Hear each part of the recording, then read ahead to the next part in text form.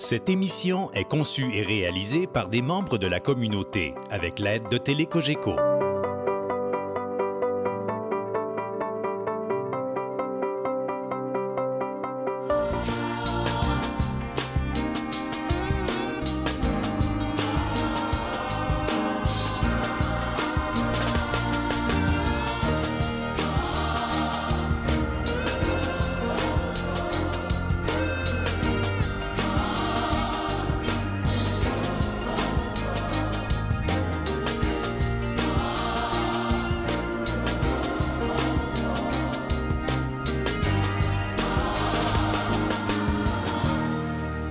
Bonjour et bienvenue à Signe d'aujourd'hui. Cette semaine, on va parler d'un sujet très intéressant, la charité d'hier à aujourd'hui. Qui de mieux qu'une sœur de la charité pour nous parler de la charité? Alors, j'ai le plaisir d'accueillir aujourd'hui sœur Lise Chabot, qui est conseillère générale de la communauté des Sœurs de la Charité de Saint-Hyacinthe. Elle était aussi la présidente des fêtes du 175e de la communauté qui ont eu lieu au mois de mai dernier. Soyons un petit peu indiscrets, on a même travaillé ensemble à l'Hôtel-Dieu dans le temps, mais on ne dira pas il y a combien d'années. Sœur Lise, bonjour. Merci d'avoir accepté mon invitation à venir à Signe d'aujourd'hui. Sœur Lise, si on voulait parler de l'œuvre de votre communauté, ça prendrait plus qu'une émission, il faudrait faire toute la saison. Alors, ce qu'on va faire, on va plutôt y aller par petite période du vécu de votre communauté pour illustrer c'est quoi la charité sur cette terre. J'étais présent quand il y a eu les fêtes du 175e, quand on a fait la représentation de l'arrivée des 4 premières religieuses en calèche devant l'Hôtel-Dieu. Alors, ça s'est produit, ça, il y a 175 ans, en mai 1840. Oui. Elles étaient 4, puis elles sont arrivées de Saint-Denis. Est-ce que vous pouvez nous expliquer qu'est-ce qui s'est produit à ce moment-là? Mais d'abord, si vous voulez savoir l'initiateur de l'arrivée des religieuses, les Sœurs de la Charité à Saint-Hyacinthe, il faut donner le crédit à le bon curé Édouard Crevier, qui était dans le temps le curé de la place, et qui avait beaucoup de peine de voir la pauvreté quand il passait pour faire ses visites. Et il rêvait d'un hôpital, un hôtel-Dieu, une maison qui pourrait accueillir les malades, les personnes en besoin. Monsieur Crevier, on appelait comme ça dans le temps, c'était un homme qui avait un homme de foi. Et puis, quand il s'agissait des pauvres, il n'y avait rien à son épreuve. Alors, c'est là qu'il est allé frapper à la porte des Sœurs de la Charité, les Sœurs Grises à Montréal, qui existaient déjà depuis 102 ans, je crois.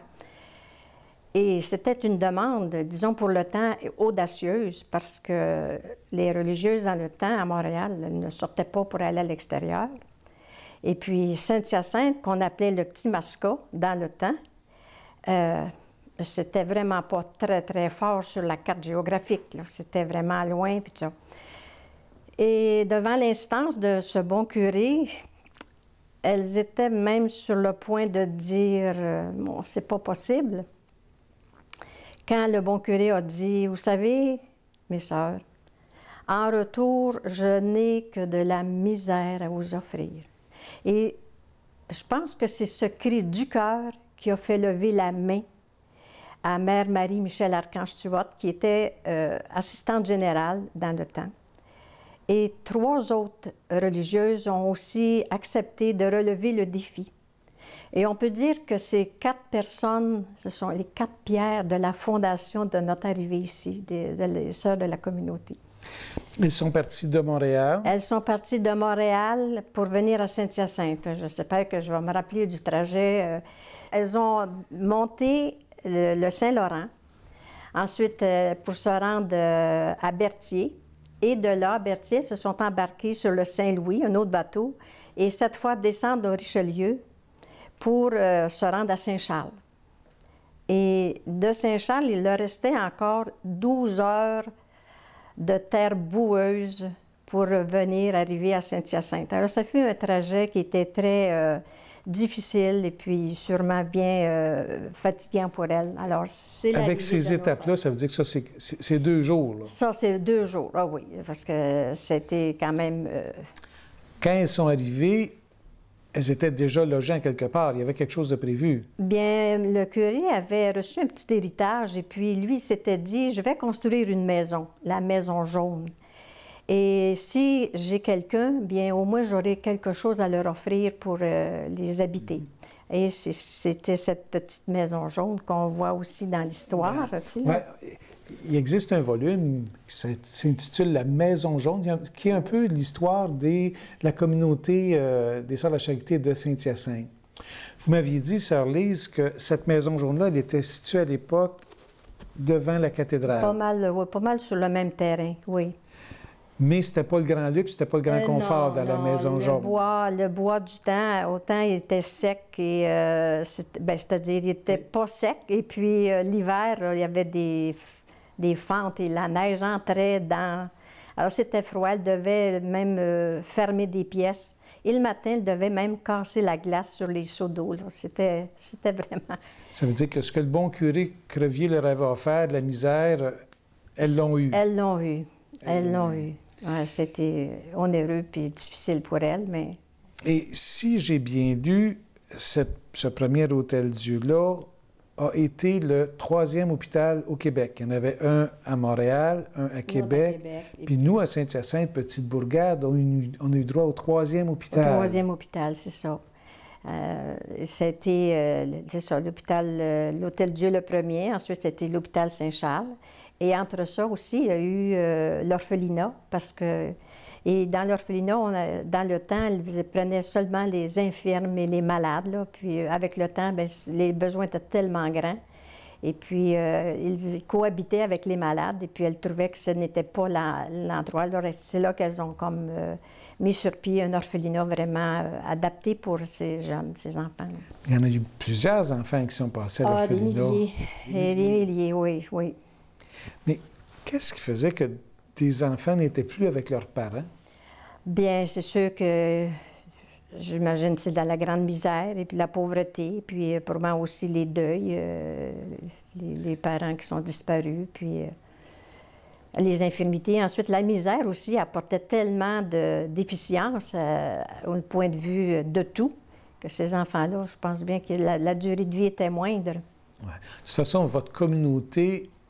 C'était votre communauté qui faisait la charité, mais à travers tellement d'œuvres. Si on regarde, il y a eu un moment donné, quand on a fêté le 175e, une section qui a été faite par le Courrier de Saint-Hyacinthe, où on fait la liste des œuvres. C'est incroyable, je lisais ça. Les soins à domicile, au départ, c'était votre communauté. Oui, puis c'est nous aussi qui avons mis sur pied les premiers cours de formation pour les gardes-malades, mais les religieuses gardes-malades. Et ensuite, ça s'est ouvert aux laïcs, la première école, et ça a inspiré beaucoup ensuite pour continuer cette éducation-là, oui. Il y a eu, là, je ne sais pas dans l'ordre, si c'était l'hôpital Saint-Charles avant l'Hôtel-Dieu que l'on connaît présentement, mais... Bien, l'hôpital Saint-Charles était situé pas loin de la cathédrale, là. Autrefois. C'était une première partie. Okay. Et avec le temps, bien, ils ont reconstruit parce que les besoins étaient plus grands et ça répondait mieux, là, oui. Alors, le deuxième hôpital. Mais ça a gardé quand même le nom de Hôpital Saint-Charles. Hôpital Saint-Charles. Oui. Alors, on a eu droit, grâce aux Sœurs de la Charité, à notre système de santé que l'on connaît actuellement dans la région de Saint-Hyacinthe. Ce que je retiens, moi, du travail des religieuses, c'était le dévouement. Parce qu'à ma connaissance, à l'époque, il n'y avait pas d'heure pour le travail. Oh non! C'était les journées complètes, là, celles qui étaient chez les malades comme autant chez les enfants. Sœur Lise, je constate que vous êtes plusieurs communautés à vivre dans la même maison avec des cultures différentes. Comment ça se passe? Bien, je vous dirais que ça se passe très bien. Comme nous avons la communauté des moniales bénédictines de Mont-Laurier qui, elles, vraiment, elles ont à leur département à part. Elles continuent de vivre. On les respecte dans leur culture moniale. Et puis les autres, bien, sont dans nos infirmeries. Donc, elles se mêlent à toutes nos sœurs. Puis c'est une grande famille. Puis il n'y a pas de différence. C'est vraiment, on a l'impression qu'on appartient à chacune, puis chacune nous appartient. C'est une grande famille. C'est beau. Vous vivez la charité au quotidien. Oui, je pense que oui. Parlant de charité, la charité, c'est le charisme de votre communauté. Comment, dans le fond, ce que je vous demande, c'est comment nous, les téléspectateurs, comment on peut vivre ça, nous, la charité? Bien, moi, je dirais, en fait, c'est simple. La charité, il s'agit de contacter son cœur, de lui donner des mains, des pieds, être attentif, être présent. Une présence qui est vraiment présence, pour que les personnes se sentent comme une personne qui a sa dignité, une personne qui existe. Et moi, je pense que c'est dans les moindres petits détails, dépendamment de ce que le cœur peut dire à chacun, mais ça, c'est à la portée de tous. Et je pense que le cœur inspire les gestes à poser quand on voit des gens dans le besoin. Il s'agit de... Si je comprends bien, ça s'appelle « J'ouvre mon cœur et je le laisse aller ». Et c'est ça, c'est ça. Sœur Lise, merci beaucoup d'avoir accepté d'être là avec moi pour témoigner de ce qu'est la charité. Oui. Alors, chers téléspectateurs, merci d'avoir été avec nous. Moi, je veux en profiter pour faire un remerciement très particulier à cette communauté des Sœurs de la Charité de Saint-Hyacinthe qui, depuis plus de 175 ans, nous accompagne par leur présence, par leur intervention, puis ce serait trop long d'énumérer tout ce qu'on leur doit. Alors, merci. Bonne fin de journée à vous tous. Au revoir.